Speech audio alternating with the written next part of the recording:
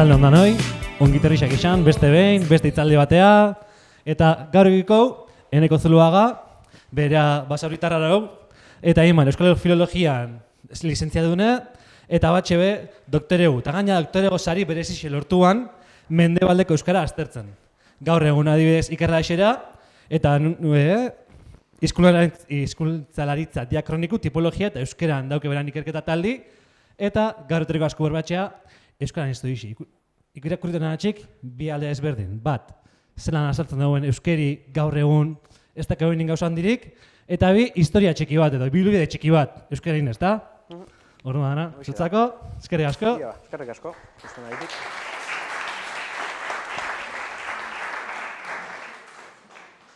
Ia ba, lehenik eta behin, alango, sarrera berma moduen eskerrak emon behar daz, gonbidapena gaitik. Eta beste alde batetik, sorion ape bai, ekimena gaitik, iruditzuten jat, zientzia jendeari urbilduteko ekitaldi edo ekimeno dau oso eredugarri irudituten jat. Nik enoben ezagutzen eta eredugarri eta interesgarri dela. Ia, aurkezpenian esan dagoen moduan, gaurko saioan, nik berbagai hartuko dut euskaren historia luzia, bai? Eta horren atxakian, eta zientziaz lotuta, ibiliko naz bebai, asalduten, oda ipatuten, hizkuntzen historia, eta batez be euskaren historia aztertuteko irizpideak zein diren, mugak zein diren, problemak zein diren. Orduen, alderdi bi ibiliko daz ahotan. Alde batetik, metodo kontuak, eta beste alde batetik, halango ibilbidetxo bat egingo dugu, oin dela 2000 urtetik hasi, eta 18, 17 garran mendera arteko, apur bat euskara modernoa datorren arte, ia euskaren historiak ze urpegi, ze datu eta ze interpretazio eukileien hango mugarri batzuen bidez. Halako hitzaldiak, euskaren historiaren ingurukoak edo hizkuntzen historiaren ingurukoak nik beti hasten dudaz bi anekdota edo bi kontu aipatuta. Alde batetik, beti esaten dut alango arrisku bat daukiela. Eta asko figetan naz idazleek eta zer esaten dauen. Edozein idazlek, aitortuten dauen gauza bat da, berak historio bat kontatu gure dauenean, historio horreri sinesgarritasune emoteko, metodo bat dela kokatutea historio hori edo oso urruneko lurralde baten edo oso urruneko garai baten. Eta hori, hizkuntzen historian gabizanean, hori arrisku ebe badau. Denporan atzera joan ala, datuak gero eta gitxiago izeten dire. Eta orduan aukera edo arrisku gehiago egoten da, datuak ez dauzen lekuak edo utzuniak fantasiaren bidez betetuteko. Beraz, hori arriskutsu da. Eta beste alde batetik, hizkuntzakaz pasetan dana, eta geuri euskeregaz pasetan diaguna da, euskerea denok ulertuten, erabilten dugu, denok sentiduten dugu geure hizkuntzatzat, eta gureta edo gure barik, kontzienteki edo inkontzienteki, danok dekoguz ideologia, ideia, interpretazio eta pertzepzio batzuk euskararen inguruen. Euskaren historiaren inguruen, hemen hau entzun dugulako, askoekien ez dakit nork hau esaten ebalako, ez dakit ze liburutan hau lehidu ebalako, eta, halako arriskuek apur bat saiestuteko edo mugatuteko, eta zientziatik hasita, lehenengo bi hiru fitxetan ekarri doaz, edo agertuten dire hor, liburu batzuk, ingeles ez dauz, kasu honetan liburuek, eta hor, ez duzue topeuko euskararik, ez izenburuetan, ez beste barruko horri aldetan, behar aitamenen bapai, baina besterik ez, eta alan dabe, honek liburuek dire, euskararen historia aztertzeko, halako modu fidagarri eta serio batean, eta modu zientifiko batean, aztertuteko eta deskribiduteko oinarriak. Euskarak, euskaragaz, eukileinke harreman jakin bat, eta eukilei halango balio afektibo bat, eta ideologia bateri, sineste batzuei eta lotu beliako, baina euskarak berak merezi du dau hizkuntza moduan, aztertu izatea munduko beste hizkuntza batzuk plano zientifikoan aztertuten diren maila eta berme bardinakaz. Eta horretarako, Euskararen historia aztertzen dugunean mundu akademikoan, unibertsitatean eta gure arduretako bat, edo gure ardura nagusietako bat da, historia hori kontatea, eraikitea, aldan moduan, edo aldan neurrian, segiduta beste herrialde batzuetan, beste hizkuntza batzuk aztertzeko erabiltzen diren irizpide eta estandar berberakaz. Hau da, euskara aztertu behar dugu, japonesa aztertzen den estandar berberakaz, edo Asiako, edo Errusiako, edo Afrikako hizkuntzak aztertzen diran estandar berberakaz, bai? Eta hor, oinarri zientifikoa holan lortzen dugu. Zebestela, denok eduki geinke interpretazio jakin bat, gero aipatuko, ezta? Irulegiko eskufamatua, ia zer dan edo zer estan hori. Denok eduki geinke interpretazio bat, denok ulertu uste geinke zeo zer hor, bai? Baina, bueno, aplikatzen dugu zenean, honek oinarriek edo honek filtroak, benetan serio zer esan lehi horri buruz. Bai? Ondo ezberdindu behar dugu, zer dauen estandarren barruan, edo zientziaren mugen barruan, eta zer dauen, ez dakit, espekulazioaren, edo usteen, edo hipotesien, beste barik esparruan. Bai? Nik halako saioak beti hasten dudaz, aitortuta zeintzuk diren nire jokoaren arauak. Honek dira, linguistika historikoan erabiltzen dugu zen printzipio batzuk edo ideia batzuk. Bai? Eta guk, hizkuntzea, kasu honetan euskara, hauen arabera, neurtu eta interpretatzen dugu. Bai? Jokoaren arauak akauen dire metodologiak, irizpide metodologikoak. Honek kanbiau egiten badire, emoitzak be kanbiau egingo dire. Bai? Honek estandarrak dire. Eta hor, batzuk ekarri dodaz. Lehenengoa, hizkuntzalaria edo linguistia, datu linguistikoak landu eta interpretatzea arduratzen da. Eta punto. Ez datu historikoak, ez datu geografikoak, ez datu arkeologikoak. Hizkuntzalariren bat entzuten baduzue arkeologiaz berbetan, historiaz berbetan, oso kategorikoki eta oso zabal, ez fiatu. Talrebez, bez. Akabuen hiperespezializazio garai baten bizi gara. Bai? Hizkuntzalariak arduratu behar dau hizkuntzaz. Kontuan hartu lehi, historialariek zer esaten daben, eta ikusi bat datozen horko bateko eta besteko datuak. Baina bakotxak bere espezialitateako. Bigarrena da, hizkuntzak aldatu egiten direla, eten barik aldatu egiten direla hizkuntzak. Bai? Egi esan ez dugu halako ariketa sakoniken behar, danok pentsetan badugu, ia gure aite amaek, edo gure aiteitea amonek zelan egiten eben berba, ikusiko dugu guk ez dugula bardin berba egiten, aldaketa batzuk egon direla. Bai? Denbora luzeago hartzen dugu neinean, aldaketa gehiago dauz. Hizkuntza egoera guztiak dira, aurreko hizkuntza egoera baten ondoko. Gaur egungo ondarruko euskara da aurretik 20. mendean, 19. mendean, 17. mendean, 10. mendean, inguru honetan egiten zen euskararen ondoko evoluzioak dira. Bai? Hizkuntzen historia berez idatziaren edo testuen historia da. Guk hizkuntza baten historia berreraikitzeko behar duguz testuak. Bai? Gaur egun leku bateko hizkuntzia zelangoa den ikusteko, nahikoa da grabadora bat hartu eta informante batzuk topau, eta grabau eta hori aztertu. Baina gure badugu aztertu 15. mendeko euskara, edo indela 2000 urteko euskararen zantzua deki esan materialak, joan behar dugu ikusten zer lotu den idatzita. Eta idatzita beti lotu da, garai batean idatzi alzenaren euneko txiker bat. Edozein hizkuntza egoerak, iraganari, joandako denporari, buruzko informazio linguistikoa begordetan dago. Gaur egungo ondarreko euskaratik abiatuta jakin aldogu, edo berreraiki geinke, iraganeko ondarreko euskararen zati bat, edo alderri batzuk behintzat zelakoa ziren. Ez dago esaterik, ikuspegi absolutu batetik, hizkuntza bat, beste bat, baino sarragoa denik. Akabu baten, hizkuntza guztiak, edo hizkuntza egoera guztiak dire, beste baten evoluzio. Hizkuntzen historia saritzean, badau arrisku handi bat, eta da anakroniarena. Eta anakroniaren arriskua zetan datza. Bada, gaur egungo datuak edo gaur egungo egoerak hartu, eta pentsau beti holan izan direla. Paralelismo bat egiteko da, erromatarren pelikula baten erloju bat agertuten bada lez. Horre zerbaitek ez, erlojua edo boligrafo bat, hori gerora asmatu da. Hizkuntzetan be, etenbako problemak dauz horregaz. Joerea da, errastasuna gaitik edo inertzia gaitik, pentsatea, oin ezetuten duguna, aurretik beha holan zala, eta ez da holan. Eta akabuko puntue importantia da. Zientziaren esparruan oso importantea da. oraingoz ez dakigu, edo oraingoz ez dau jakiterik bezalakoak esan egin behar dira, ez dauz debekatuta. Bai? Are gehiago, askotan, esapide zintzoena hori da, hau ez dakigu.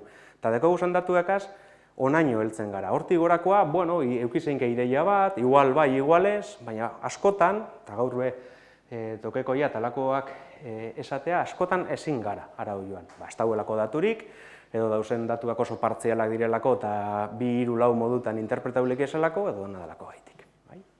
Bueno.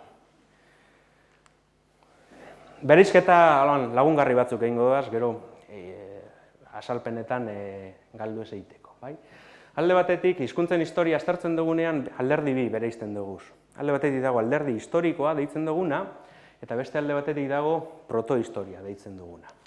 Alderdi historikoa da, hizkuntza batean testu luzeak dauzen, edo korpus testual bat dauen garaia, konbentzioz horreri deituten dutzagu.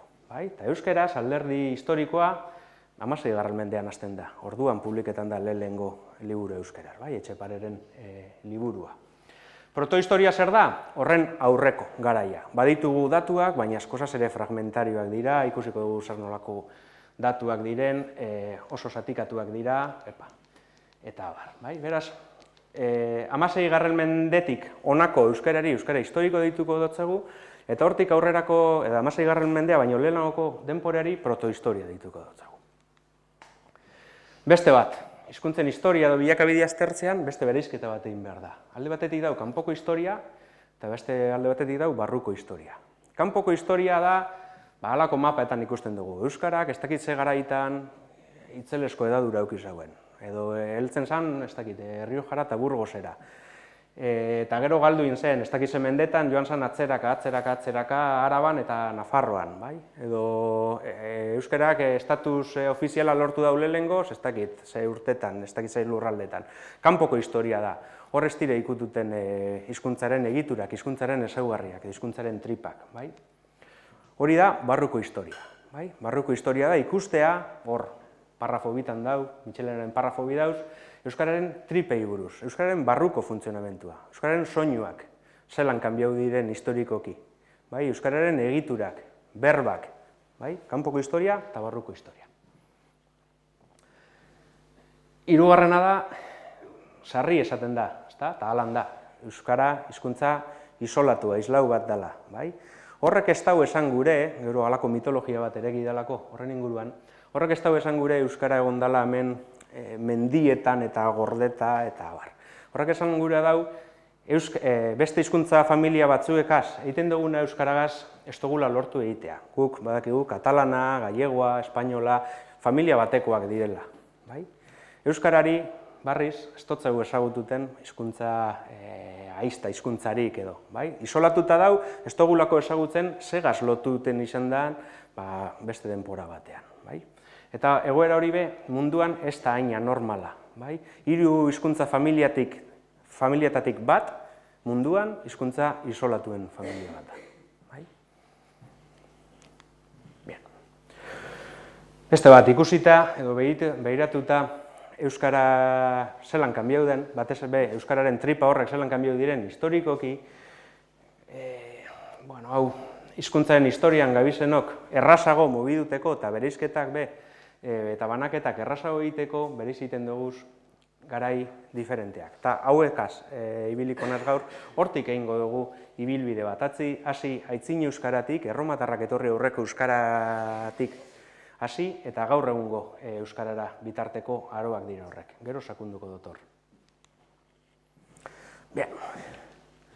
Euskararen protohistoriara hasiko naz, atzetik. Euskararen protohistoria.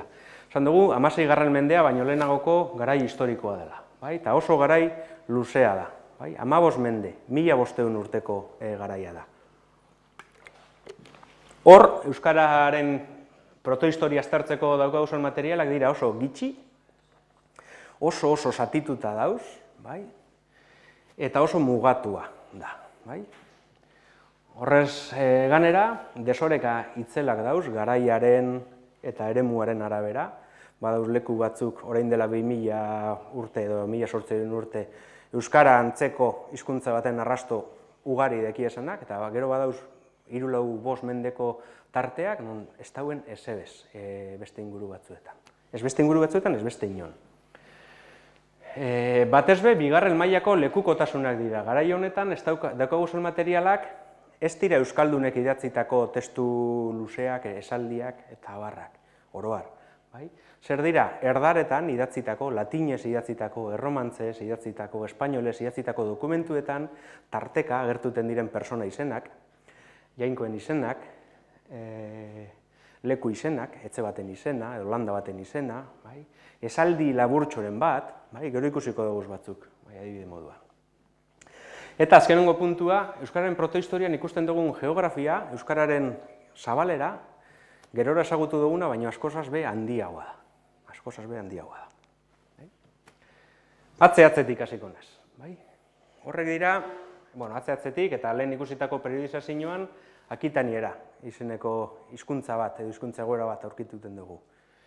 Erromatarrak hona etorri eta garai hortantxe, apur bat Kristo ondoko lehenengo mendetik, 3. mendera, 4. mendera bitartean.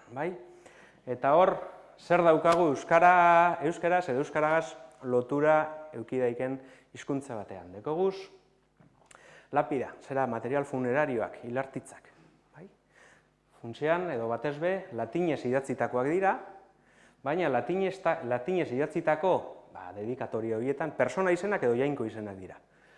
Hor, idatzitako alako dedikatorietan eta agertzen dire, gero, zehatzago ikusi dugu adibide batzuk, baina agertzen dire berba batzuk euskararen kutsua dekienak. Adibidez hor, ez dakit hortik irakurriko da, baina hemen jartzen dau Belex.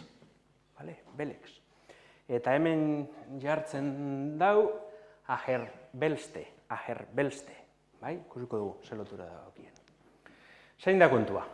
Inskripzio horiek gehienak agertuten direla horren inguruan. Hori da, Comanche. Eta hori dago Euskal Herritik ez hurbil. Dago Pirinioen bestaldean, Toulousera bidean. Hurbilago dago Toulousetik, Iruñatik baino. Mapa honetan hobeto ikusiko duzu. Hemen, hau da, muga politiko modernoa, Euskal Herria hemen daukagu, hemen amaitzen da Zuberoa, eta hemen metatuten dira, hau da Toulouse. Gaur egungo Euskal Herrian halako lapida bakar bat dago. Beste hor agertu diren 400, ez dakizen bat diren hor bueltan, agerri diren material horrek, gaur egungo Euskal Herritik kanpo dauz, inguru horretan pilatuta. Eta hor agerri diren izenak, besteak beste, hone dira, asko dira. Bistazo bat emon eskero, ikusiko duzue berbaren bat identifikauko duzuela. Andereseni, Andrekoni, Atakonis, Ajerbelste, Astoiluno, Beleskonis, Kisonten, Biosus, Lurgor, eta hor galdudan zehozer, Neskato, Ilurberrixo, Zenbetar, Zeniko, badauz, hor euskararen nalango kutsu bat dekien formak. Pertsona eta jangoiko izenak edo teonimoak. De hecho, zerrendak egiten badoguz, eta zerrenda horretan aztertu egiten badugu, ia oinarria zein dan, eta gero horreri sartu jakon, konposizioan sartu jakon beste berbaren bat, edo atzizki edo zein dan, erraz hau identifiketan dugu, ezta? Andere, gaur egungo Andre edo Andragaz, nahiko gardena da. Atxakoni, Atxakoniz, eta horik, aitarekin lotura duelakoa edo ekolakoan gauz. Beleskoniz, Beleseia, Beleseniz, Bele, Belatz, Beltz, Zenbekoniz, Zenbetar, Zenbeteniz, Zenbeksoniz, Seme berbaren aurrekaritzat jotzen dugu. Eta berdin egin geinke atzizkiak identifiketarako. Zerrenda egiten dugu, eta ikusten dugu, badauzela zera batzuk, atzizki batzuk, edo forma batzuk, eten barik errepetidu egiten dienak. Anderexo, Bonsoni, Erresoni, Onbesoniz, gerora txo atzizki esauten dugu, txo edo txu, bizkaian esaten dena, ezta? Edo Andrekoni, Atakoniz, Beleskoniz, hori be txikigarria da, eneko izenean aurkituten duguna. Enekoren esangura da, nire txikerra, halako zeuzer, bai? Bien, halan dabe, garai hortan dekogun, Akitanieran dekogun material guztia ez dugu ulertuten, bai? Eta horren adibidez, hau. Hau agertu zen, ez iparralde urrun hortan, espada, Minaon, Araban, Gasteiztikur, bai? Eta hor, bueno, agertzen da Aelia, Elize, horrek izen latinoa eta grekoa dira, eta gero Helase, edo Helatxe, bai? Helatxe, Akitanieragaz lotzen dugu, besteak beste, H bat daukalako, bai? H hau grekerarena da, hor ez dago problemarik, baina Helatxe ez da grekera. Eta ez dugu ezagutzen, aintzinatean, inguru horretan H-a eukon, asperena eukon beste hizkuntzarik. Beraz, ez dugu ulertzen zer esan gure dauen, baina H hori nahiko identifikatiboa da lotzeko Akitanieregaz, euskaragaz lotura dekon edo eduki lehien hizkuntza egoera horregaz, bai? H-a.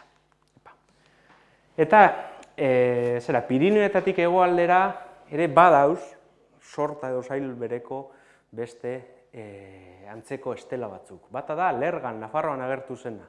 Bai, eta hor agertuten da, goian, hemetik ez da lehiduko, baina gero interneten edo topetan baduzue, Umezahar. Umezahar. Bai?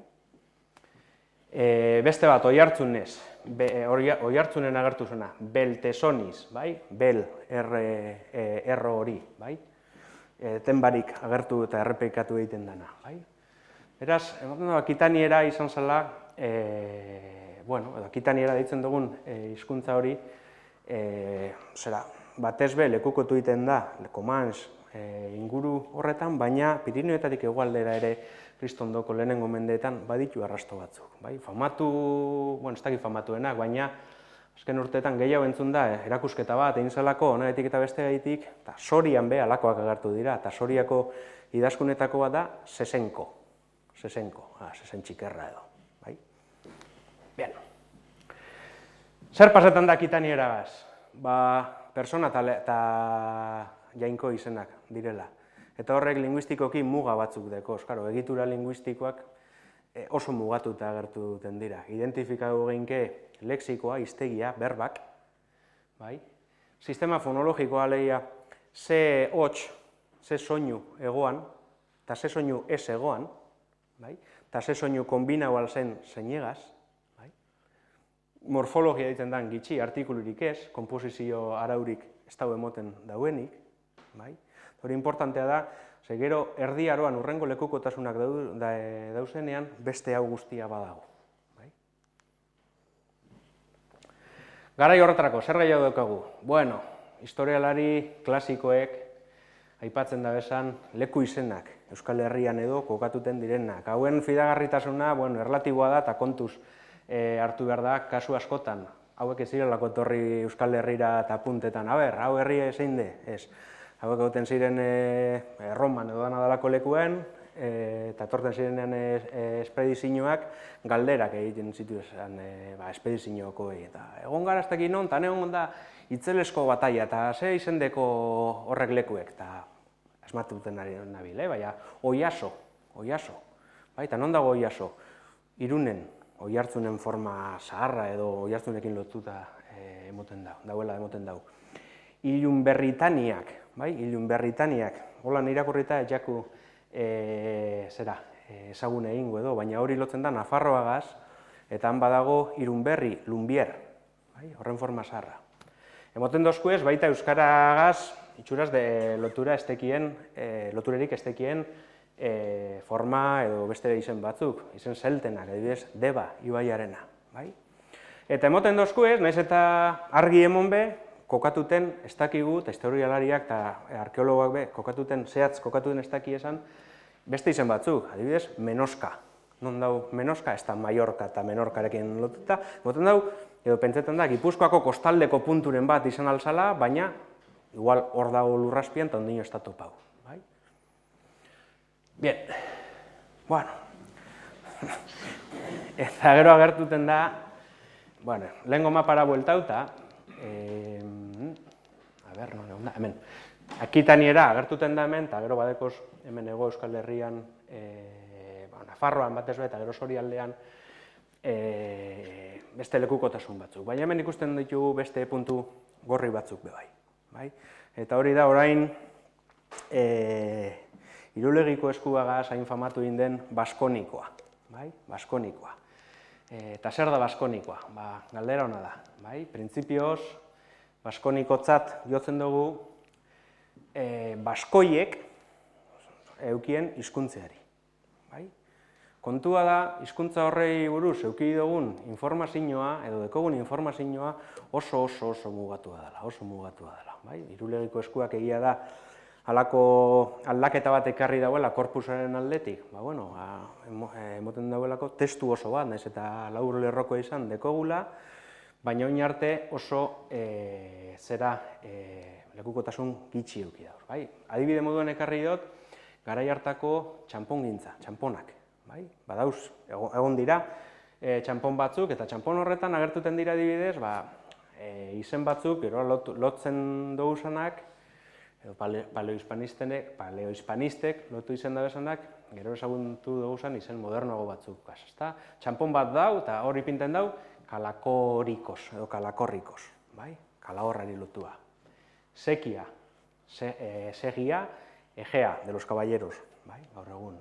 Bolskan, oska edo hueska, batez hor galdera ona da, bolska leku izena bada, ia amaierako N hori ezin daitekeen izan, edo ezin lekin izan, euskarazko leku marka, hueskan, baina galdera da, hori da dekogun datua.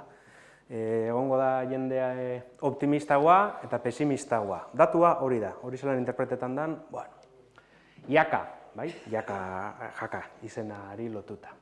Eta gero badauz, beste batzuk hain interpretazio erraza ez daukiena. Hor, ekarri dut Joakin Gorrotxategiren honetan adituena edo adituetan aditua bera da, eta aipu bat.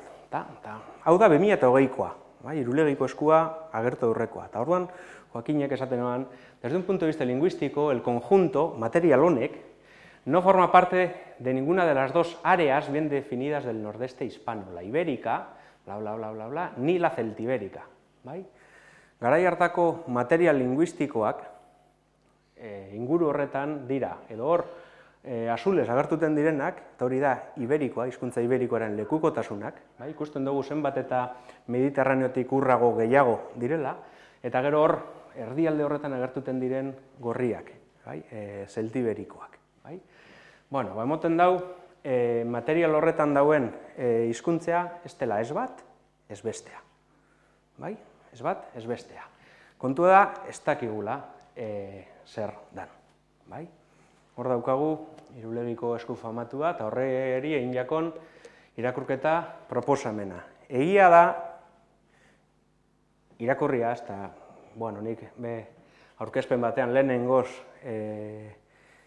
aurkeztu irakunean, eta irakurri zanean lehenengo lerroa, eta Osorioneku alako denok alako susto bat eduki gendun. Hau, euskaratik oso garbia da, lehenengo begi kolpean. Hortik aurrera zail lortzen dugu euskaratik?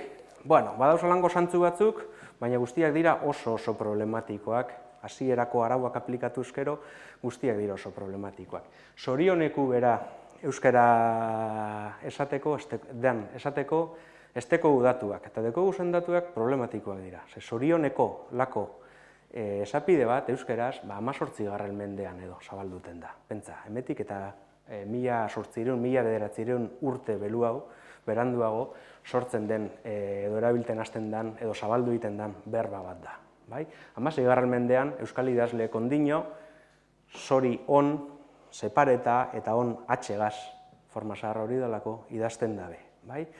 Horrek badekor beste problema batzu, ze kontua da, hemen berbak ez dauz banaketa modernoaren arabera, ezin zan hori espero. Eta gainera, hau dago, emonda, alfabeto ibero apur bat moldatu batean, eta badakigu alfabeto iberoak ezauela marketan atxea. Orduan, zer da hau, ez dakigu, hasieran aipatu dudan kontu hori. Ez fidatu, inork esaten batzuenik, descifrau dut, ez dakigu.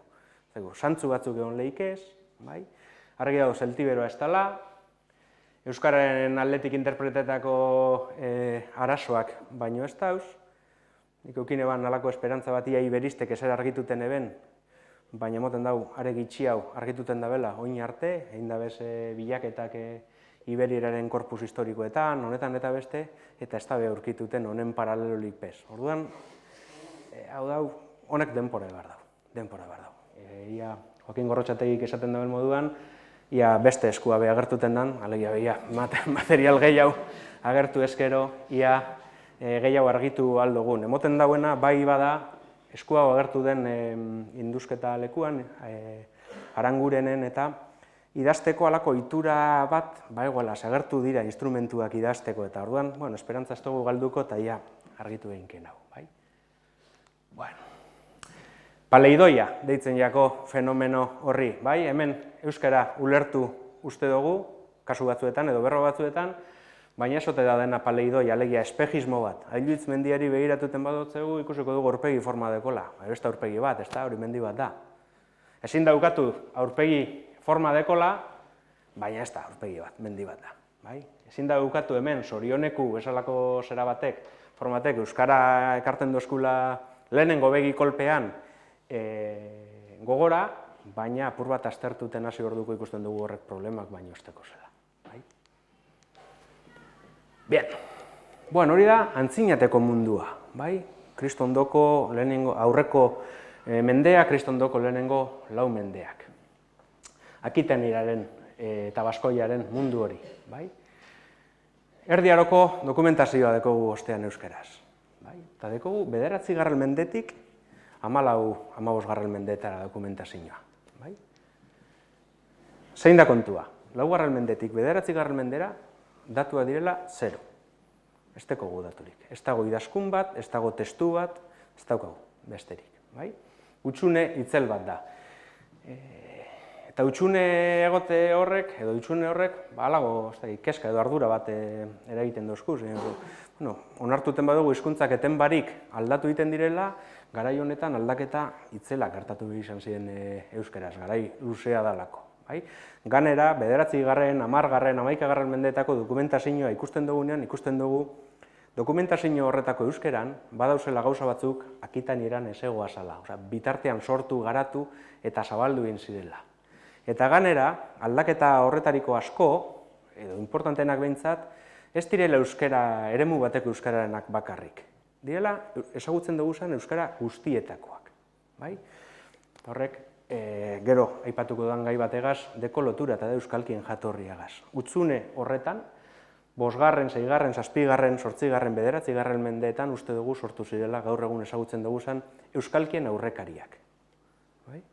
Itxura bera. Gero aipatuko du berriz. Geografiaren ikuspegitik. Gaur egungo euskal lurraldei begiratuta, ikusten dugu, honan behiegi edo horiz agertuten da, euskara non egiten zan behar ba, Nafarroan lurralde askozaz bezabalagoa dukala, baina ez Nafarroa osoa, Araban be bardin, Araban dokumentazioa dagoen momentutik leku batzuetan erromantzez dago dokumentazio hori, ez dago euskaraz eta ez dago euskararen arrastorik, euskararen arrastoa proposatuteko zantzurik edo daturik. Eta Bizkaian, gaur egun esatuten dugun Bizkaia euskaldunean bai, eta emoten dugu hor Kantabriarantzako eta Kastrora bidean dauzen herri eta usoetan be toponimo batzuk badauzela, gitxi batzuk.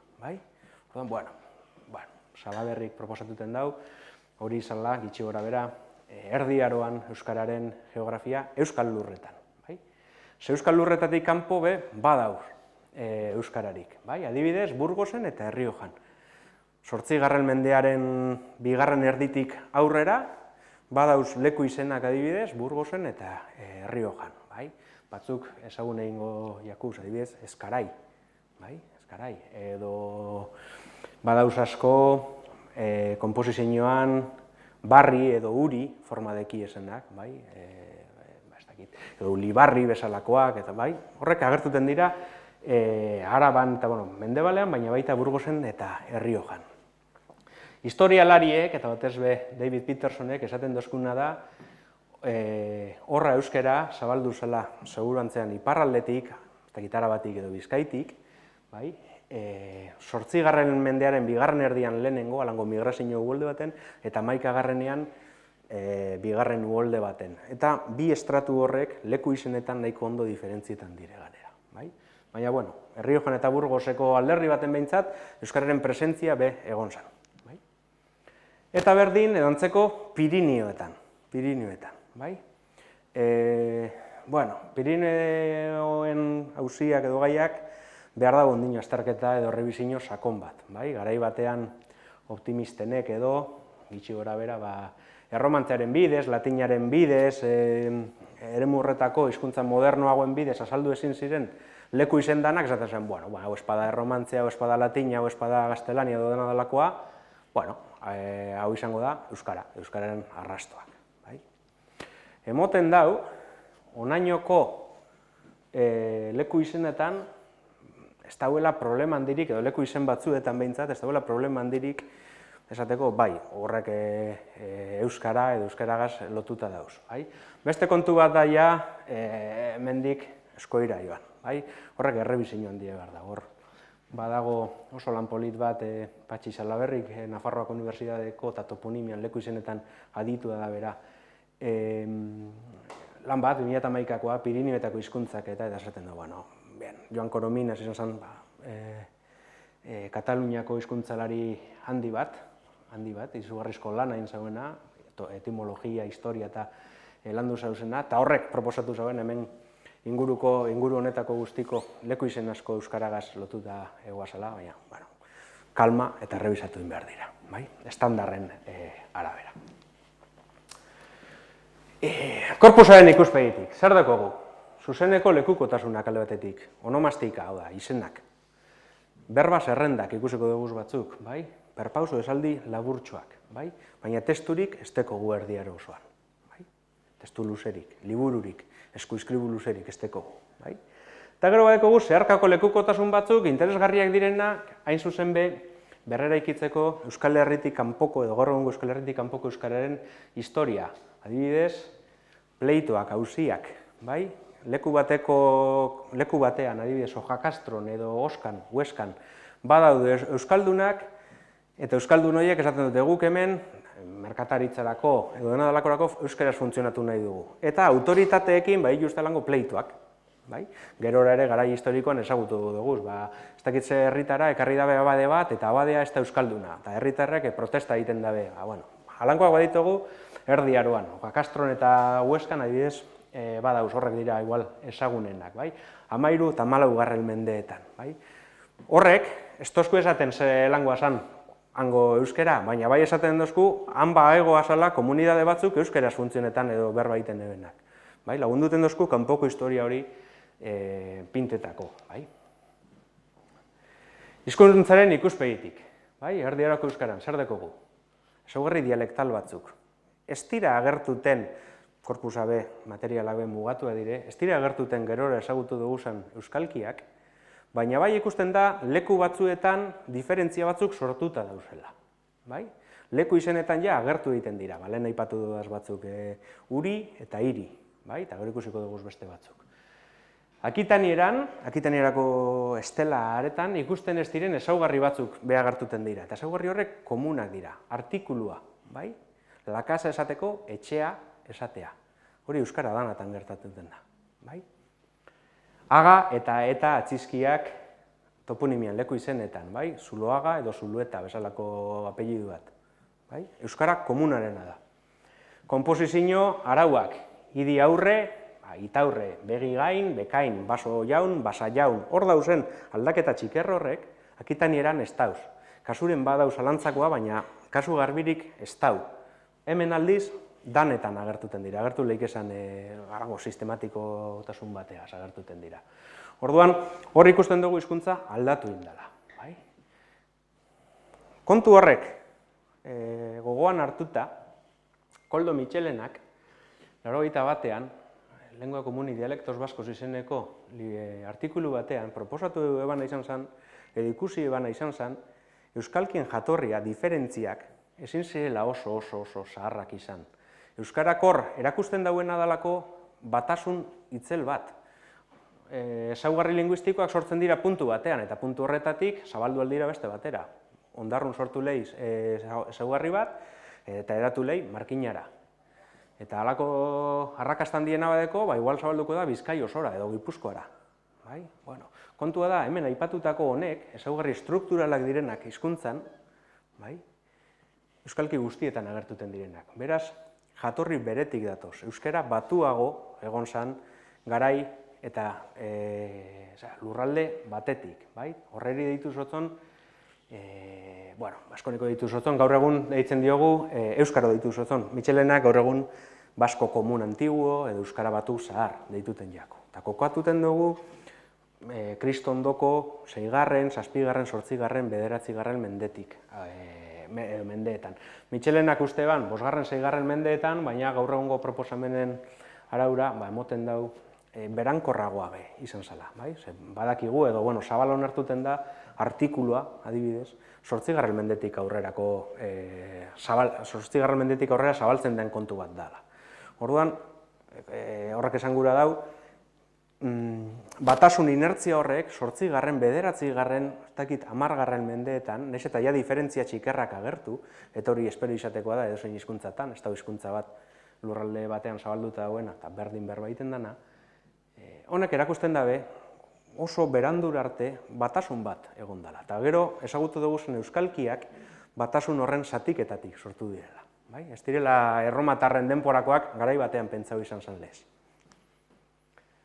Eta honek dira erdiaroko euskararen aurpegiak. Batzuk ekarri ditut, honako garai historikorako. Honek dira glosak, Don Emiliagako glosak. Glosak zer dira? Hizkuntza jakin batean idatzitako testu nagusi baten alboan egiten diren ohartxuak. Ohar horrek zer dira? Izaten dira argigarriak. Honek esan gure dago ez dakit zer. Edo, hori idazten, irakurten edo dauenarentzat lagungarri dira. Eta 10. mendeko glosa batzuetan, latinez idatzita dauz, honek gordetzen dira Don Emiliagan, San Millán de la Cogoian, badauz bi esalditxu. Eta bi esalditxuek ez dira ez latina, ez garaiko erromantzia, ez gaztelania. Eta dira, izioki dugu eta guek aiutu ez dugu. Egia esan, ez ditugu guztiz ondo ulertuten. Zer den izioki, pentsau izan da, euskeraz erabiltzen dugu isiotu, piztu esateko, igual horregaz lotuta. Testuan emoten dau, horreri jagokola, latinez, veniri meruimur, lortzea merezi izan dugu bezalako zerbait. Ez dugu ondo ulertzen zer esan nahi zuen horren eskribauak. Eta bigarrena, guek aiutu ez dugu. Horren lotura testuan da, nos non kaigamuz, ez gaitiezen jauzi, guek kaiutu ez dugu. Interpretazio, ikusten duguna da, hemen badago zela ezaugarri batzuk, dialektalak be badirenak. Dugu agertuten da, ez da agertuten dogu edo degu, Giputzek esaten den moduen adibidez. Eta ez da agertuten geroko Arabako euskaran, eta Gipuzkoakoan gordeko diren diptongo zarragoak, daugu, deugu bezalakoak.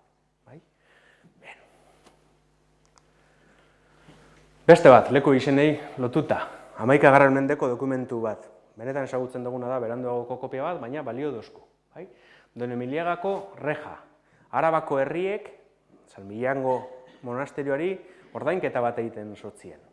Eta monasterioan jaso egiten zen ordainketa hori. Esaten zen, herri honek, Arabako herri honek, ordaindu behar dau reja bat, bi reja, neurri bat zen, rejana, burdinetan paretan zena.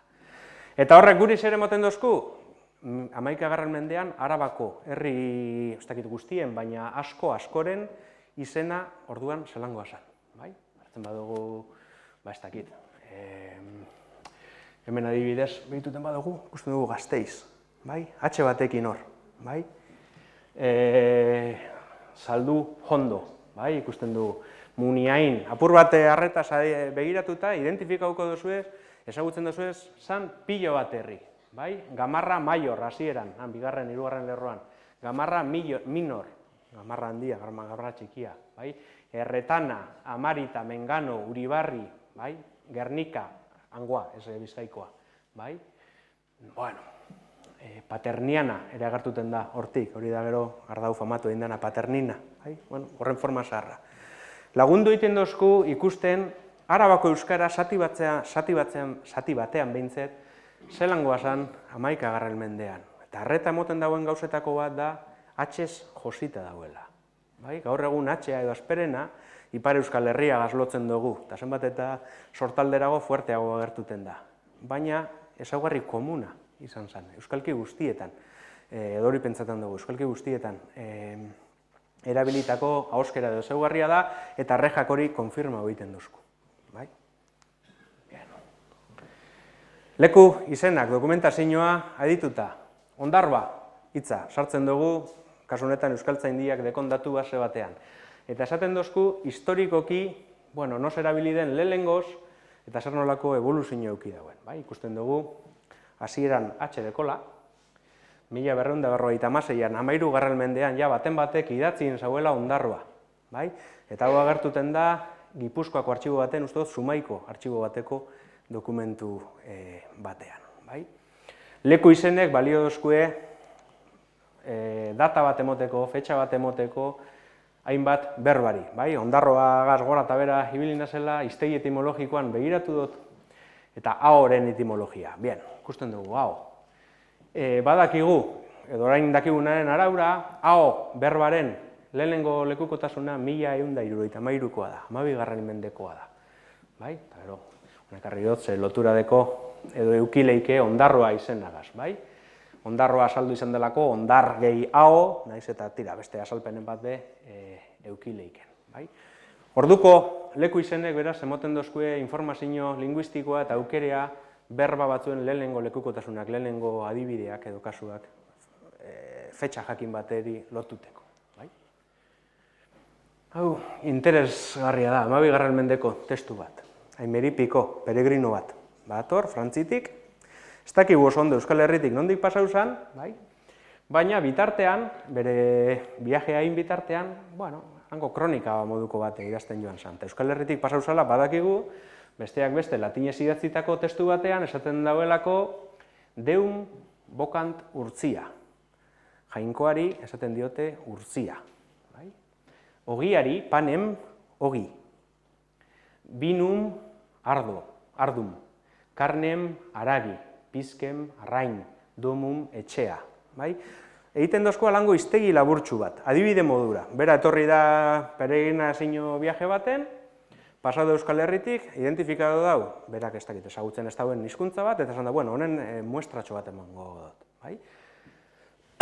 Eta guretzat hori baliagarria da ikusteko beste ezaugarri batzuk agertu egiten direla, eta beste berba batzuk. Bai? Eta Erdi Aroko dokumentazio guztia halakoa da. Nafarroako forua, 13. mendean, hemen euskarazko berbak eta pasarte txikerrak dauz. Bai? Eta bada balango formula moduko bat, eta Iportal ferme dice el navarro gaitzes berme. Bai?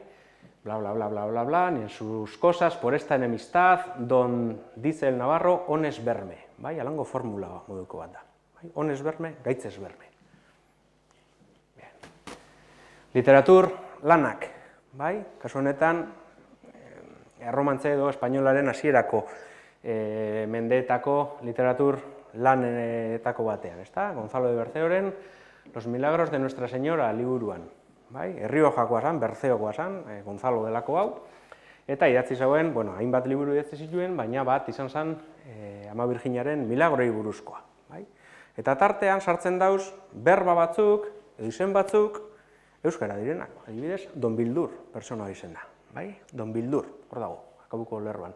Don Bildur lo llevará per la cabeza mía, bai?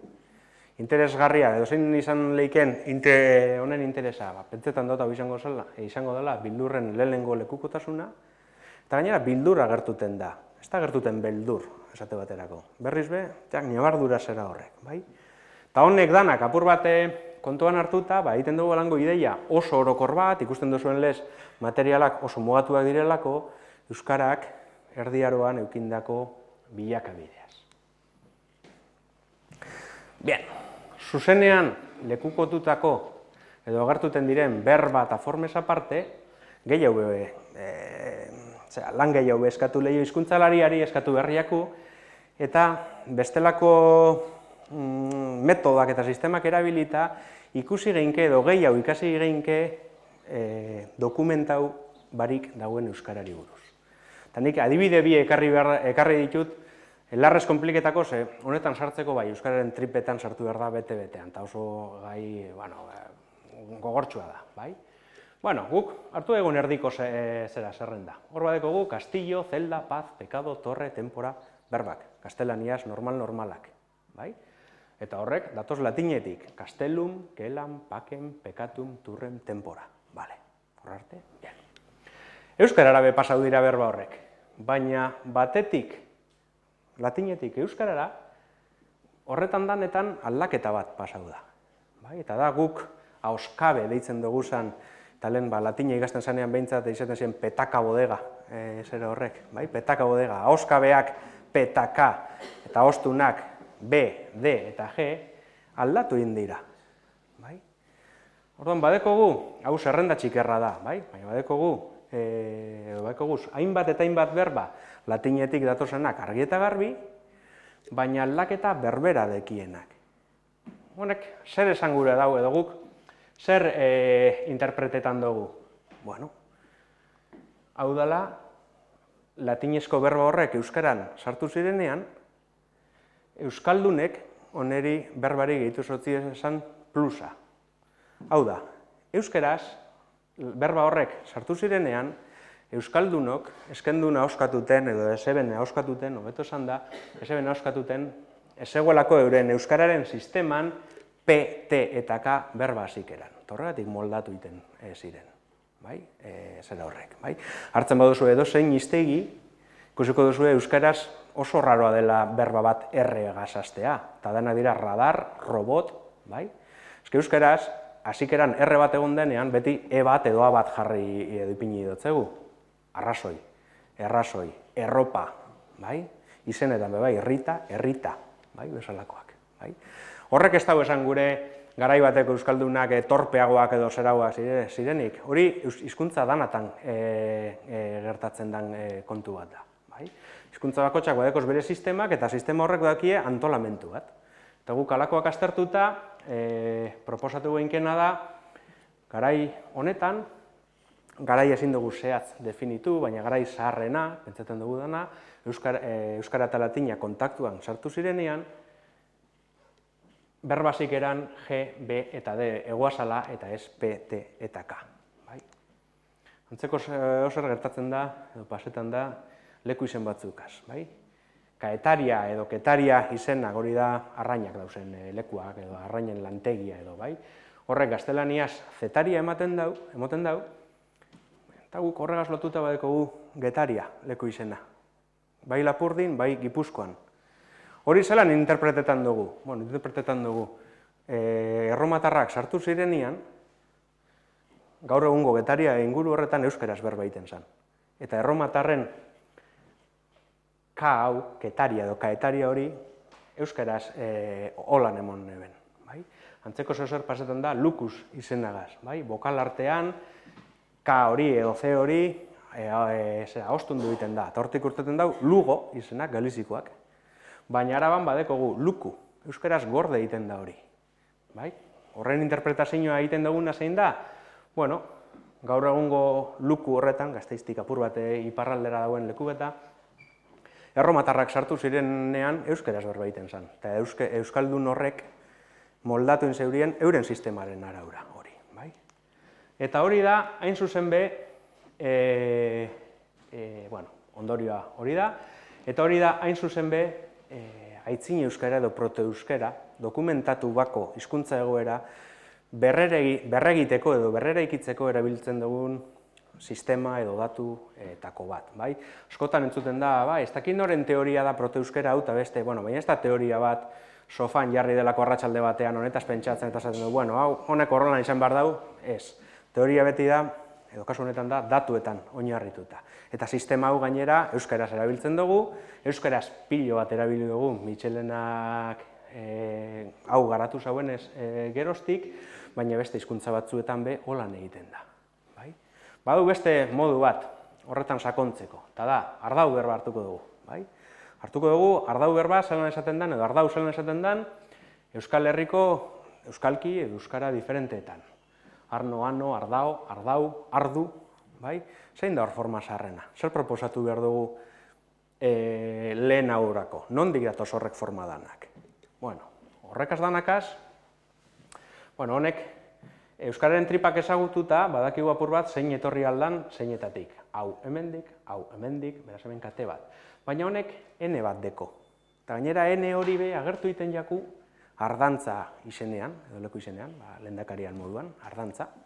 Edo ardanetxe moduko konposatuetan, beraz, emoten dau, hango N-a ez dela kasualidadea. Hizkuntzan alango kontuak ez dira izaten inoz kasualidadea eta beti hartu behar dira kontuan.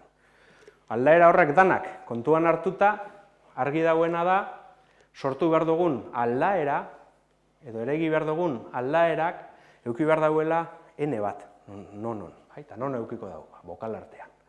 Eta hortik esaten dugu, ardau, ardo, hau eta beste, protuskeran edo berreraikitako formalez, izan behar da ardano edo oso antzeko zehozer. Baina badazpada ipinten dotzagu izartxu bat. Zergaitik, hau esteko lako dokumentu baten zuzenean. Eta hori da, proteuskera, daitzin euskara berreraikitzeko modua. Ez da horretan indarra inguru dut, ez da inor hori, inspirazio arrasti baten edo goiz baten esan dako, hau da nire teoria eta bolan saldu behar da, ez. Askozaz be komplejuagoa da, bai? Bien. Euskararen historiaz, zertzela da orokorrak, baino ez ditut emongo. Esan dugu, euskararen historia dela, gitxi gora bera, 16. mendetik aurrerako garaia, bai?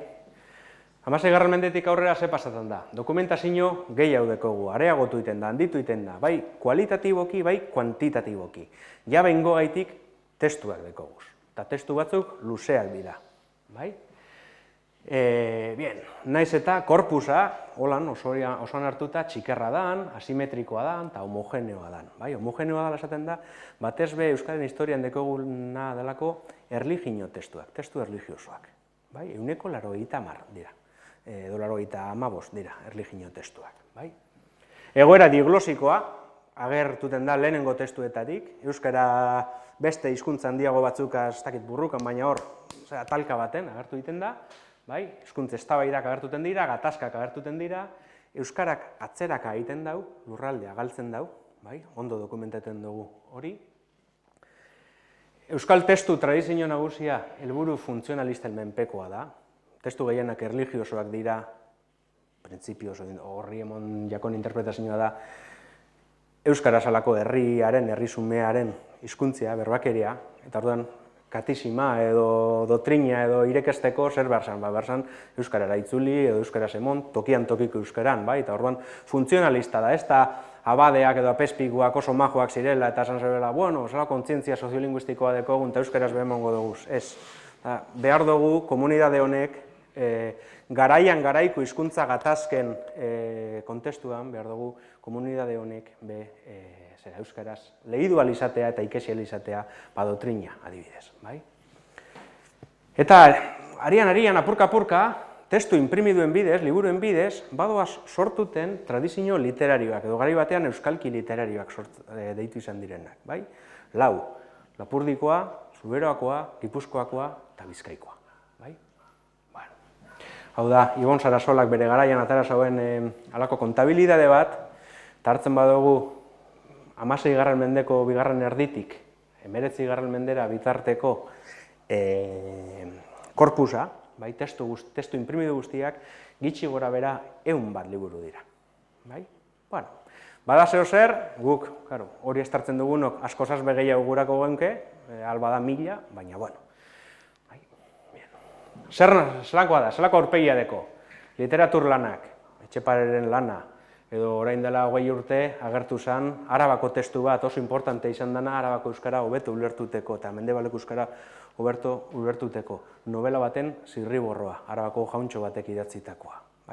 Horrek badekoz, bestelako implikazio batzuk, zer egiten dugu jauntxo batek, eta ez herri eta ersume bat idazten, zen neurritan egoan goi esferatan euskara zabalduta, emoten dau, badauzela arrazoiak pentsau izan duguna, baino zabalago egon zela. Euskara garai batean edo batzuetan behintzat, zera goi gizartearen goi mailako esferetan, karo, idazten ben nokekien garai honetan. Barrutiaren antzerki lan bat, bai? Bueno.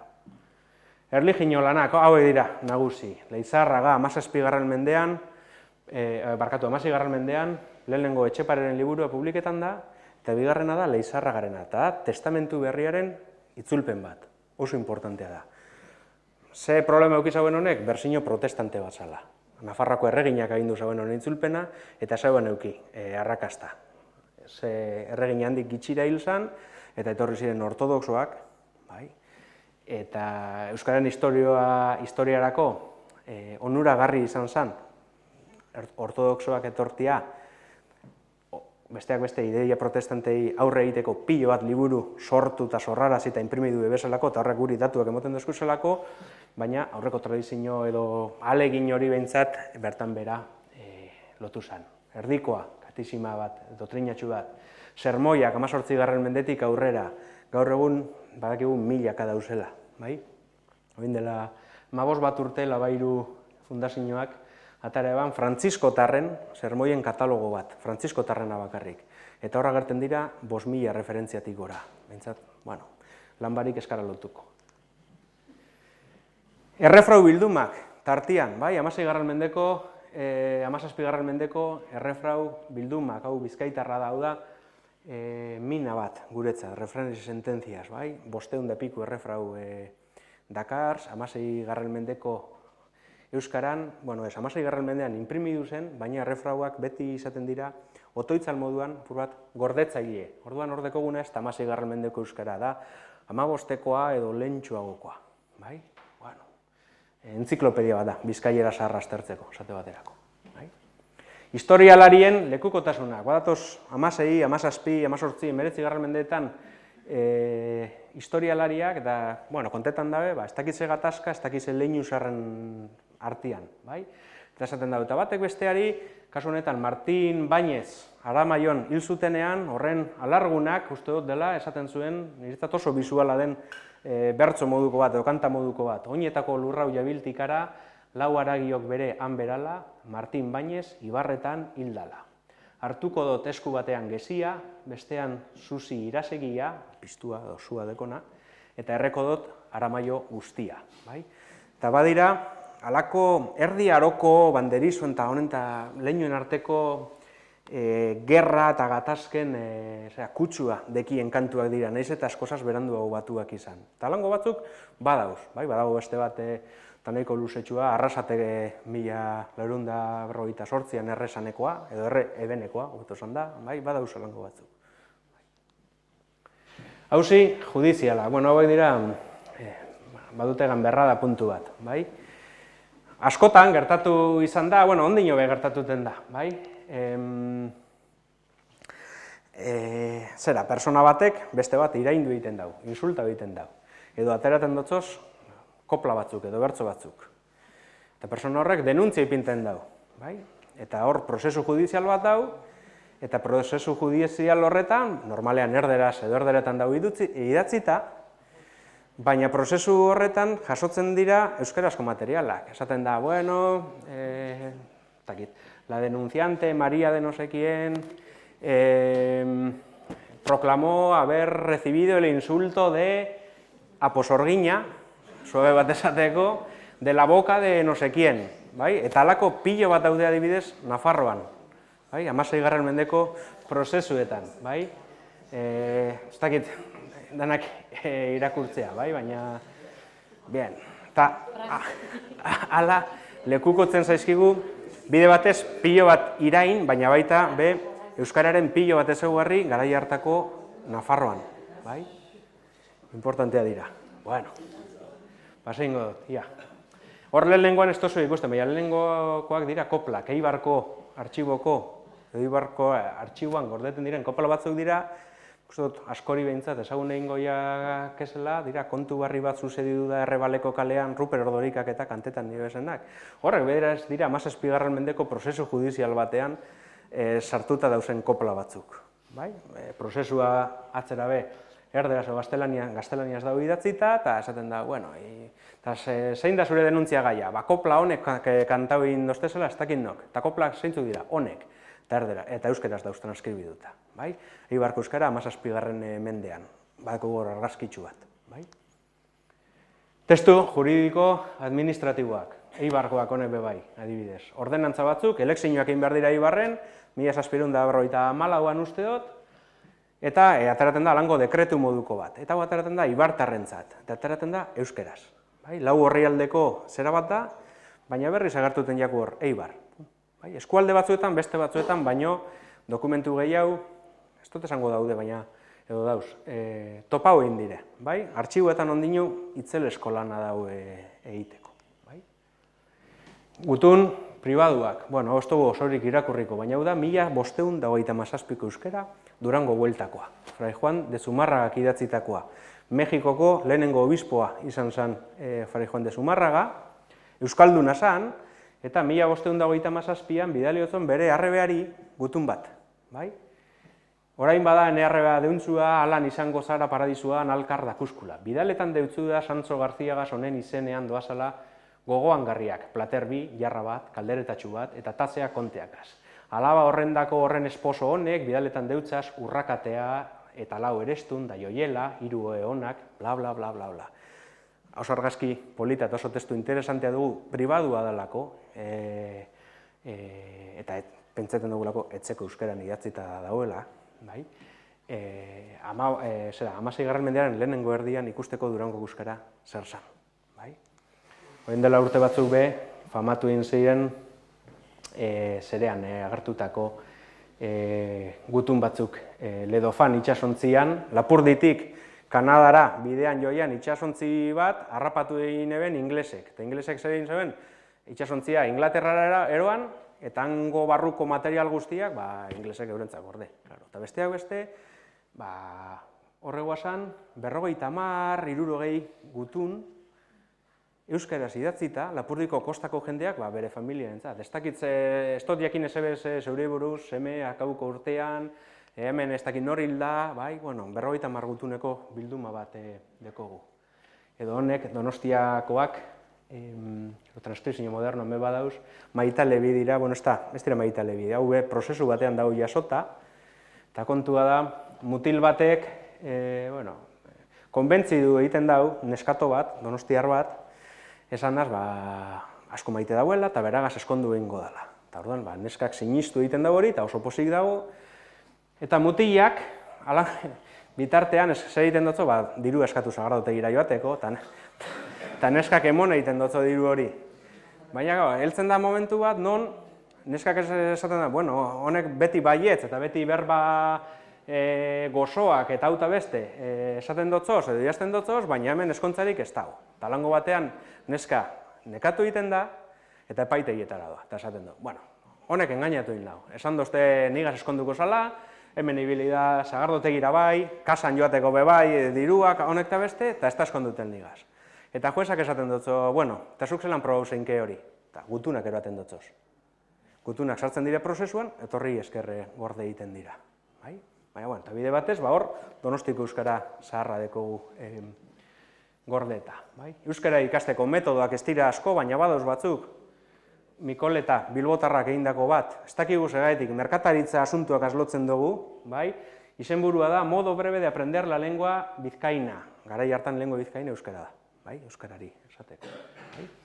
Eta moten dauz, gramatikari buruzko argibide batzuk, iztegitxu bat, eta gero amaieran, gaztelania asko dialogo batzuen euskarazko itzulpena. Merezu dau, interesa badeko zuen, merezu dau oneri behiratea, oso testu salseroak dira. Gero emoten dauz, garai hartan euskaraz egiten zan poesiaren adibide batzuk, eta balio literarioaz eta historikoaz aparte, linguistikoare badeko, Bilboko euskara 17. mendearen erdian. Armarriak, honek askozaz begitxe hau dira, Plentziko armarri bat, hor egondana 300 edo 400 urte, eta ointzu, dela urte batzuk, konturatu ginen, edo ikusi genduen bentsat, armarriaren azpian badegu azala letra batzuk. Eta letra horretan 3 errefrau dauz. musika, armarria da butroe eta musika familia zaharren, leinu zaharren armarria. Eta horren dorretxe batean dau. Butroiko gazteluaren gazteluko familia berbera da. Lehenengo esaldia, musika, arerioakaz, agika.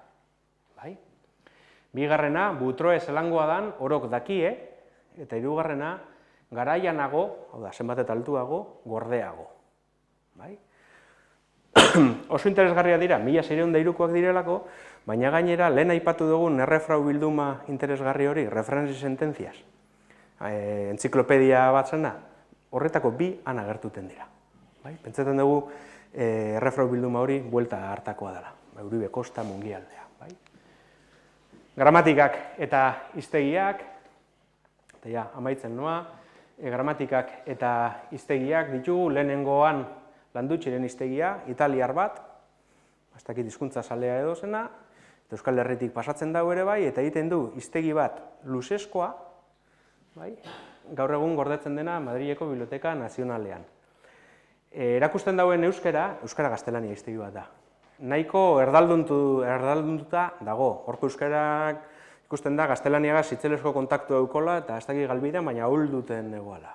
Eta hori dela eta, 20. mendera arte, euskal hiztegi gile zaharrek ez totzie kasu handirik egin. Hay un manuscrito en la biblioteca en Madrid, aquí esto no tiene mucho valor.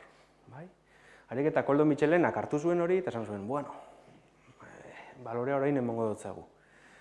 Ze horra gertuten den euskarak ez dago enkajetan ezelako euskalkietan. Bizkaikotik urdau, baina ez da bizkaikoa. Gipuzkoako eremu bateko euskaragaz, Ordeba, Ibarra eta horregaz loturak dekoz, baina ez da horkoa. Honek izan behar dau, Arabakoa. Pentsatzen dugu Gasteizko euskara islatuten dauela, 16. mendean. Erdaldun duten egoan Gasteizko euskara. Eta gero honek biak bai, aipatu behar dira, euskaren historiaz berbaiten dugunean, direlako Larramendiren lanak, dira euskaraz publikatuniko lehenengo gramatika, 1729an, eta lehenengo hiztegia.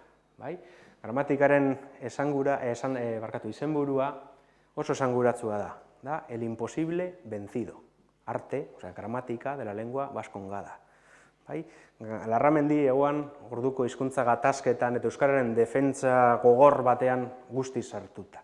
Egoan jendea, esaten zegoen, euskarak esteko gramatikarik, hori da erdi basatiek berba egiten daben zera bat, eta hortik dator, el imposible vencido, hemen deko zuen gramatika bat. Eta gramatika esezik hiztegia behin mongo dutzuet.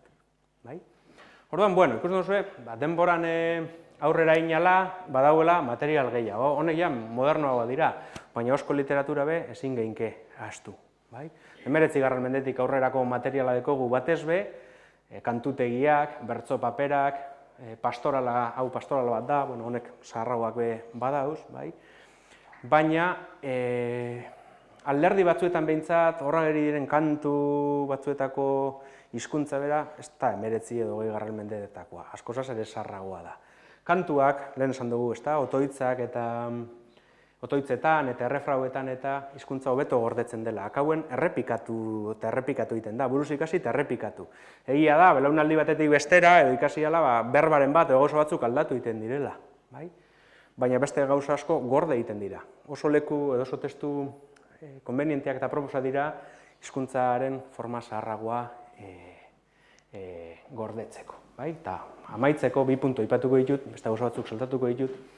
Guk hartzen badugu, eremu bateko, lurralde bateko, eskualde bateko testuen sorta, guk egin geinke irudi bat ikusteko zelan evoluzionau dauen. Guk hartzen badugu 17. mendeko Ibarko koplak, gero 18. hasieran beste batzuk dekoguz, gero dekoguz elekzioetarako egindako ordenantza horrek, ikusi geinke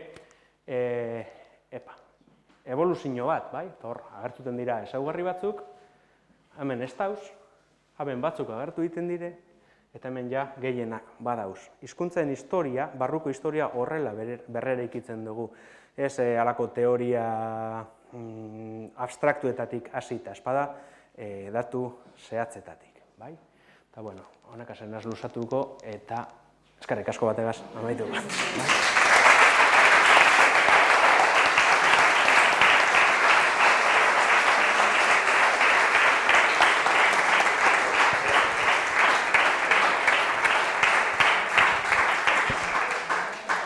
Eskerrik asko, zuri. Eta bakitxo egin zeto baten dan, galderak. Bat animaten bara, lehenutik. Manuel Lengoko, perdón. Bota. A ver, bi galdera. Bat, esasune adibidez Lengoko eta zigarren mendin artin, ez da idazki askoik, zeran ingurun, nesaten idatzi bai ongo zan, idatzi xak zeo zer, maiz finin izango zan, ez da euskera, esan aldako goiez fetetan edo, adibidez? Ez que ez dago ez euskeraz, ez beste hizkuntza batzuetan. Alango utzune dokumental bat dau, itzela, historialariek urte, ez mende ilunak deituten dotzi horri, kanpoko historialarien zera batzuk badauz, deskripzio historikoak, edo hau pasau da, baina ez dago, da utzun iato deitu dutun, zulo baltz bat da. Badakigu hor, gauzak kanbiau egin direla, ze Akitanieratik hasita, edo Akitaniera hartuta mutur baten, eta beste erdiaroko datuak, hor, pilo bat gauza aldatu dira, eta gauza importanteak, baina ez dakigu zehatz nos, zein norabideetan, berrera ikitzen saiatuten gara, baina ez dago. Eta bigarren galderi, Euskal Kixak sortu zineku. Bai. Nire rari uren gaztaz asunin, zelan da, 10. mende ingurun hasi zen da sortzen. Azken finin, batxe gero pentsaten hasina, hortxe ingurun hasi zen da, bai, ez da asentamientuk sortzen be, bai, adibidez, Ondarruko karta puebla, 1307 izan zen. Bai. Hor nibal hortxe izan dela, bastante, zonaldeko, esango, nindarrotarrana, esateko. Bai. Ni sinetzitanago, karo, hor, erdiaro hartzen dugu, eta mende asko dira, eta hartzen dugu dana batasun bat izango balitik modu, 9. mendetik 14 500 urte dauz. Nik uste dut, euskalkien zatiketak lehentxo hasi zirela. Mendebaleko euskara bat, nik hori, da ondoen astartu dana, 10. 11. mendeetan ikusten da bereizita. Baina ez teko zerikusirik gaur egun Bizkaiera deitzen duguna. Mendebaleko euskara deitzen duguna garai horretan da, makroeuskalki bat, harrapaten ditu esena Bizkai osoa, Araba guztia, Gipuzkoa gehiena, Nafarroako zati batzuk, Burgos eta Rioja, bai. Gero nik sinetzitanago, bai, 12, 13, 14 mendeetan fundau egiten direnean bilak, auta beste, egituratu egiten danean lurraldea modu sendoago baten, horrek lotura eduki behar izan dauela, edo horrek eragina eduki behar izan dauela, ezaugarri batzuk leku batzuetara ailegatea gazta beste batzuetara ez, bai. Historiadoriak eta hori ondo aztertuta deki, lehenengo fundatuten direnak dira babeserako bilak, inguruetan dauzenak, eta denporan aurrera joan ala, badoaz zirkuluak barrurantza, badoa lurraldea trinkotuten, eta akauen hizkuntzak bizi dira pertsonen artean eta pertsonengan, orduan dinamika soziala kanbio badira, hizkuntzaren dinamikak horren menpekoa dira, bai, ados horraz, bai. Eskerrik asko, galderaik?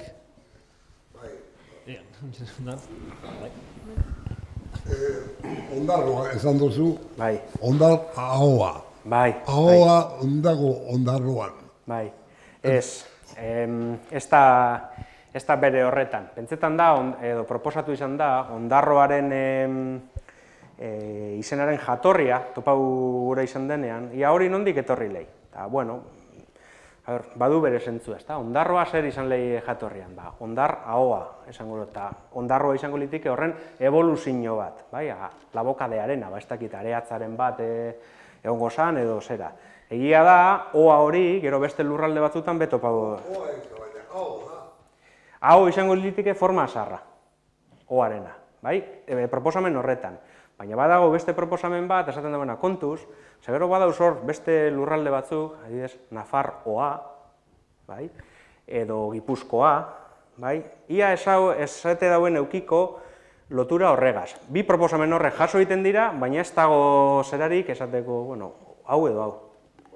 Beti lotu izan dut, ondar arroa, edo ondar arru, erderaz Cuenca de Arena. Bueno, esango dut zegu. Ondar arru edo arroa. Esango dut zegu. Iztegi etimologikoei kontuan hartuteko. Bai, horrek... Bueno, hor beste galdera bat? Bai, neuke galderatxo bat. Ariketa mental baten ja bizkiat imposibiliana, baina atzea junde bizkiat. Supozako juten hasi ni 700 urte atzereko ondarron. Torzena? Eta nik eta ondarrutar batek, ero leketxar batek, beste leketxar batek, 7 urte atzea botata, ero bera etorritxe ona, ondala 7 urteko persona batek, eukienke elkarrezketa bat eukiko genduke alkar ulertuta? Bai, ikusten duguna da, guk egin dugu historiaren ibilbide bat atzetik hasita eta gaurrera.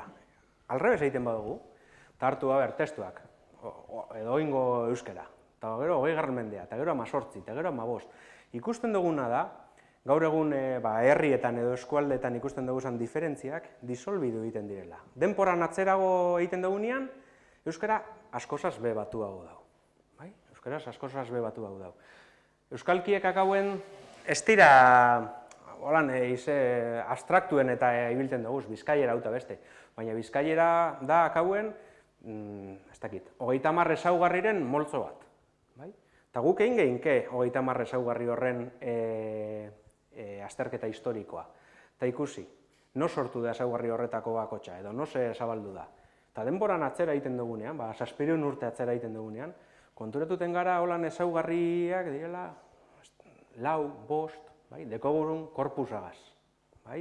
Handiagoa izango zan korpusa, igual ikusiko gunkez beste erabilera eta ezaugarri batzuk. Baina bai, ideia hori da. Denporan atzera inala, askozaz be batu hau, orduan, diferentzia be gitxi hau. 19. mendean ondino, egin zanean euskalkien lehenengo sailkapena, Bonaparteren kolaboratzaile batek esaten zotzon, Juan Antonio Uriartek esaten zotzon, erderaz idatzitako gutun batean, diferenciar el euskera de Arratia del de Plencia me está costando mucho. Eurek diferentzien bile joien. Pentsa, 19. mendean, pentsa hau 7 urte atzera egin de. Horrezte bat? Bai, atzalde hon.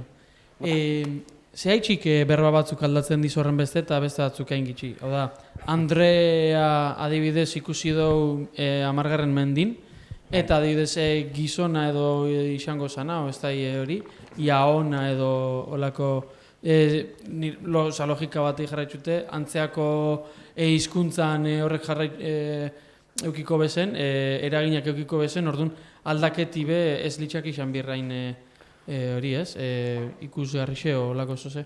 Oso galdera ona da, baina ez dago erantzun zera bat. Zergatik aldatzen dira hizkuntza elementu batzuk, eta beste batzuk ez edo zein beste, zergatik aldatzen dira gauzak garai batean eta ez beste batean. Etxea, berba hartu. Etxia bezalako gauza bat, 12. mendean dago, ja, Ameripiko den hor ikusi dugun hiztegian, erregia dakar. Rei, erregia, erregem, erregia. Baina ego Euskal Herrian ez dago alakorik, badauz adibide batzuk, 18. mendera arte. Zergaitik hori? Galdera oso ona da. Kasu batzuetan, egon leikez azalpen linguistiko batzuk, behitu aldaketa hau pasau da hemen, aurretik beste aldaketa hau pasau delako, eta honek eragin dauelako, eta beste kasu horretan ez. Egon leikez, arrazoi sozialak bebai, arrazoi soziolinguistikoak, hizkuntza ukipenari lotutakoak bebai, baina ez dago alan formula bat esateko baitu, eta hizkuntzaren maila guztiak be, ez dira erritmo, ez modu berean kanbietan, batzuk askozaz be finkoagoak dira. Beste galdera bat da?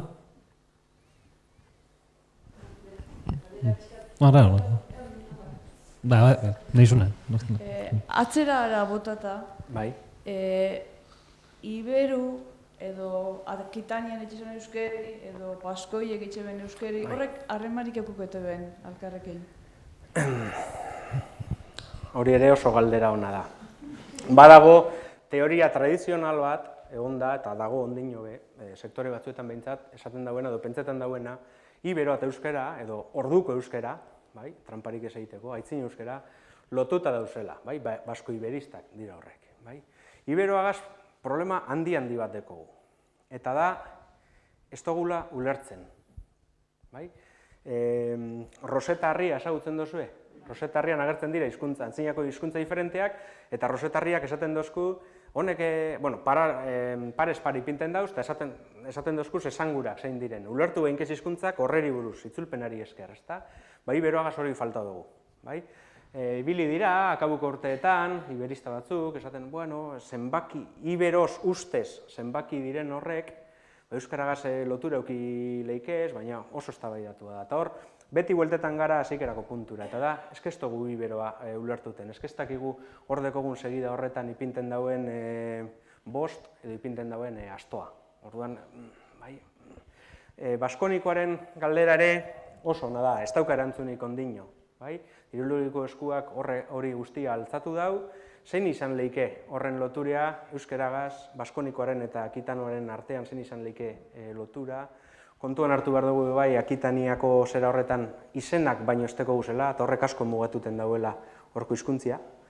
Eta bestean testu batzuk deko guzela, horretan gabiz edo horretan dabiz palo-hispanistak, baina oso galdera ona da. Ia, eta azken galderi? Bueno, ez galdera tekniko xamar bada, baina esan duzu, 8 edo 9. mendera arte etzola artikuluik. Orduan, nola mugatzen zuen? Osa, determinante nola ite zuen? Erakusliakin, ala nola funtzionatzen zuen? Ez zegoen. Artikulua dator, edo onartzen dena da, edo onartzen duguna da, determinantetik datorrela. De hecho, bizkaierak asko laguntzen dozku honetan. A, da, determinante A. Bueno, gero goin bizkaiera modernoan esaten dugu A etzia edo bezalakoak, baina tradizioz horrek izan dira, etxe A.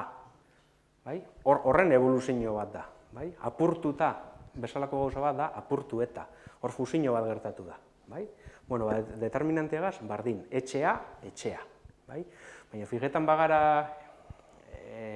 euskarean apur bat zabal, ondino ikusten dugu, ez mendebalean, baina erdialdean eta batez be ekialdean, artikulua guk baino gitxeo erabiltzen dabela. Esaten dabez, guk esan gainke adibidez, hau ona da, baina iparraldeko batek lasai asko esaten dago, hori onda edo unda, artikuluri parik. Ez da problema hori, badauz munduan be hizkuntzak artikulu bakoak. Horrek be hizkuntzari eta askotan esaten da, euskalduna ze traketxak edo zer ziren. Ez, beste modu batera adierazeko zuten, edo behar izanik ez hori zera adierazteko. Ia, ez da, propina asko? Epa, a ber, niri iturria ez da bera errixeta, YouTubeen agertzen da Jimenez Los Santos, zintzan ipendik esan baina boxeko bat errixan berdau. Tartin dino ze, kastellanuk euskerian digartuan la bokalak, A, E, I, O, U. Bueno, hori hispanista askok be defendidu edo esan izan daben kontu bat da. Kontua da, latinez 10 bokal egoa zan, eta beste inguruko erromantze batzutan be 10 bokal dauz. Baina, espainolez ez, gaztelaniaz 5 dauz, eta euskeraz be bai. Nola kokatu izan dan, gaztelaniaren sorrera edo jaiotza, Euskal Herritik ez urrun, edo Euskal Herrian bertan, segun norena, hau izango zen euskararen sustratu esaten dabe. Euskaldunek ahoskatutako latina, ez dakit. F agazbe eta alako batzuk azbe antzeko F, H, farina, harina eta alako gauzak proposatu dira, batzuk bota dira, ikusi dalako garaia horretako euskaran gauzak ez zirela holan, baina, beste barik.